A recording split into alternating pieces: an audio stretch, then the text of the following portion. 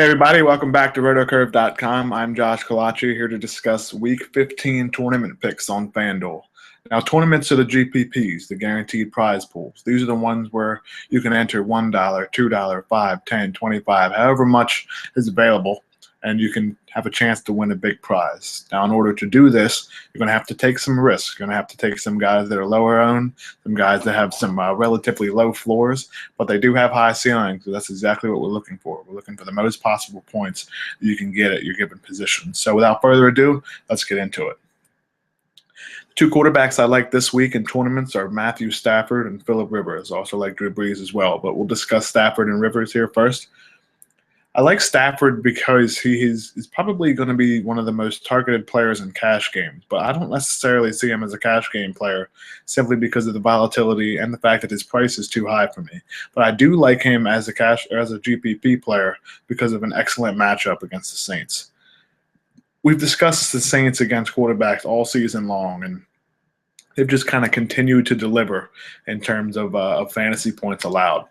New Orleans have given up just under 3,800 yards and 38 touchdowns this season, 36 through the air and 2 on the ground to opposing quarterbacks. And that's by far the most in the NFL. The secondary has struggled mightily. And the one thing about that is no matter who the quarterback has been, they've seemed to be successful. Kirk Cousins had a big game against them. And it just matters that basically every week they're giving up a ton of points, and that's one thing why we like Stafford this week, because he does have some excellent options to choose from, and that makes him a good player in tournaments. New Orleans Saints as well, as you can see here, have given up 4 touchdowns or more in 4 of the last 6 games. Now that's a huge score, because in tournaments we're looking for the most possible points, and considering they've given up 4 or more touchdowns in 4 of the last 6 games, if Stafford can make it 5 of the last 7, that's going to be an excellent mark for you to continue all your way up the leaderboard in GPPs. The other guy is Phillip Rivers this week, and I think he's going to be very low owned, and I'm going to have a few GPP lineups with him simply because of that.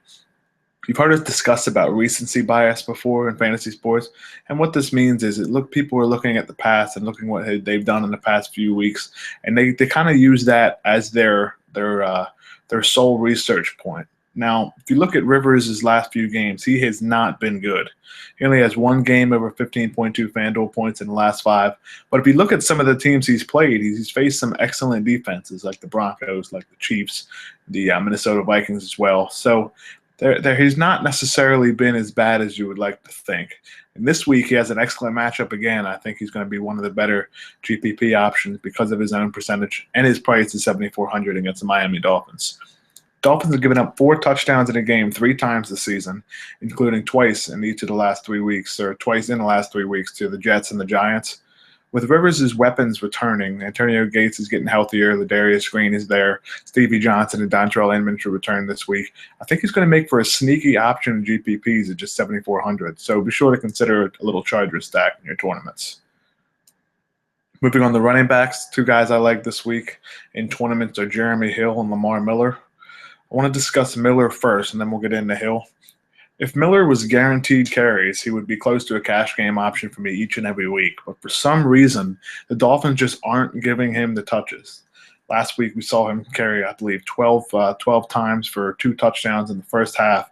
And they really only received 1 or 2 carries in the second half. So it just really doesn't make much sense how the Dolphins are using him. But that being said, we have to look at it how it is. And that's why he's only a GPP option for me, despite having an excellent matchup against the Chargers this week. We discussed the Chargers before and how they've given up a ton of fantasy points to opposing running backs, but they've given up nearly 5 yards per carry. They've given up 100 yards or a touchdown in all but 2 games this season, so they've been consistently poor against the run as well. So one of these times, Miller is going to have a huge game. And what I mean by that is he has 3 games of 21, 29, and 37 FanDuel points, as you can see. But in those games, he only touched the ball 19 times or less. And one of those games, he had 7 catches, which, of course, is going to skew the production as well. So at some point, he's going to have one of these games where he has over 20 touches. And I want to make sure I have some exposure when that does happen. If it happens this week, he has an excellent matchup, and he could bode well for at least 20 FanDuel point upside. And I really like that for 6,700 on FanDuel. Moving on to wide receivers, Cardinals wide receivers as a whole. Not often that I would mention an entire unit, but considering the Cardinals use all of their receivers and they have an excellent matchup against the Eagles, I wanted to discuss each and every one of them here as a GPP play. Now, a lot of people will be using these guys in cash games, so Larry Fitzgerald, Michael Floyd, and John Brown. But I don't want to use any of them in cash simply because with all three of them healthy, and the tight ends and the running backs that Carson Palmer throws it to, he spreads the ball around a lot. So for me, for cash, I don't think that's worth trusting. That being said, in tournaments, I think all of them are available options. And it starts with Michael Floyd, as he has 6 touchdowns in 7 games. He has 4 100-yard games since being named as a starter. But the thing is, he does have a 1-catch game in there as well, which kind of limits his safety. And that's the reason why I can't use him in cash games.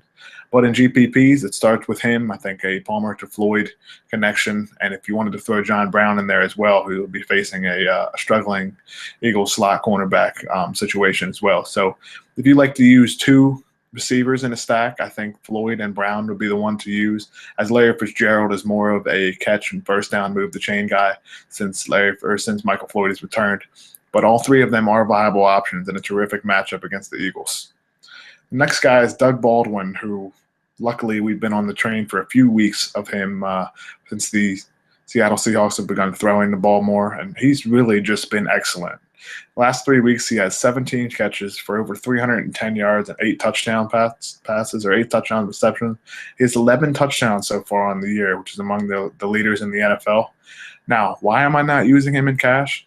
His price bump it was huge on FanDuel. He's up to $7,400, which I believe is the 8th most expensive receiver on the site for this given slate. And I do think he is a good option this week against Cleveland, but I'm not sure I can trust it because he has been very good of late, but 8 touchdowns in 3 games is something that's just not sustainable. And he doesn't have a huge volume of catches and yards, so it's not like he's been a guy that's been consistent week to week when he doesn't score touchdowns. Now, he can score another touchdown. I think he will, which does make him an interesting GPP option against against the Cleveland Browns, who face that Seattle Seahawks passing offense that I think is just going to be absolutely overwhelmingly high owned. That being said, with Russell Wilson and Doug Baldwin being able to connect 8 times for touchdowns in the past 3 weeks, it could happen again, especially in a good matchup. So I think he's worth using in tournaments this week at $7,400. The final guy I want to discuss is Cecil Shorts for $5,600 for the Houston Texans against the Indianapolis Colts. Shorts gets the benefit of being the other, and is the Colts have given up a ton of fantasy points to receivers this season. As you can see, they've given up 2,472 yards and 18 touchdowns to opposing wide receivers. But they do have one of the better cover guys in Vontae Davis. So that means a lot of the production is coming from the second and third receivers on the opposing teams. The second receiver this week for the opponent is Cecil Shorts, who has actually gotten some carries lately as well, so it gives him an added bonus. But the one thing about these Colts secondary and their cornerbacks is they have given up a ton of points, like I discussed, to these secondary guys. And Nate Washington is also there, but I do think Cecil Shorts is the guy that's going to see the most targets. And like I said before, he has received a couple carries, get an added boost as well. At just $5,600, he makes for an excellent GPP play, as you can afford a lot other guys at higher positions or higher prices. If you'd like to roster him as your third wide receiver. Moving on to tight end, 2 guys I like here in GPPs are Eric Ebron and Greg Olsen. Ebron has the top tier matchup against tight ends, as the Saints have given up the most in the NFL, given up 81 catches for over 1,000 yards. As you can see here, 1,063 yards and 10 touchdowns. That's a huge number for tight end because not that many tight ends are being used in the NFL anymore. And it's just crazy to see a stat like that because that's a defense that's allowing, if you look at an average, over 5 catches, over about 80 yards and a touchdown almost every week to tight ends. And Ebron's the guy that gets the luck of the draw this week. The issue with Ebron is he's only had 1 double-digit game in the last 10 weeks, I believe. And the last game was the week before Halloween against the Minnesota Vikings. So he will be lower owned, and I think that's going to benefit him in GPPs, as when the ownership's low and he does have a good game, it definitely is going to help you out. And I think he's worth a dart at just 4,800 given the excellent matchup. The other guy is Greg Olsen, and he's been a cash game staple for me and as a tight end in the past few weeks, but I can't use him in cash this week because I don't think he's going to see as many snaps as you would like for a cash game option. Now, Olsen does have a top matchup. He's one of the most targeted tight ends in the NFL. He has excellent upside, and he has the safety of being Cam Newton's #1 receiver. But as I just said, I don't know if I like the snap count that they could potentially get in the Panthers game that week or this week, simply because they're 13-0. They're already resting Jonathan Stewart, and they don't have that much to gain. But a ton to lose with injuries. So I don't think that I can trust the Panthers playing their starters for an entire game. That's why I can't use any of them. Unless with the exception of the backup running backs, I can't use any of them in cash games. But in a top matchup against the Giants, Olsen does have the upside to score a touchdown or two, even in just one half. So I think he's worth using in tournaments. That brings us to the end of the video this week discussing cash game plays or GPP plays. There's another video discussing cash games if you're interested. Thank you for watching. And as always, be sure to give us a thumbs up so we can continue to bring you analysis each and every week at RotoCurve.com. And as always, go over to the site. There's a new NFL page with a ton of tools, a ton of research information. You can find content like this, and there will be notes discussed under this on the site as well if you want to read it rather than listen to a video. So as always, be sure to check everything out, use everything to your advantage, and let's make this week and every week a successful one in NFL DFS on FanDuel. Good luck, everybody.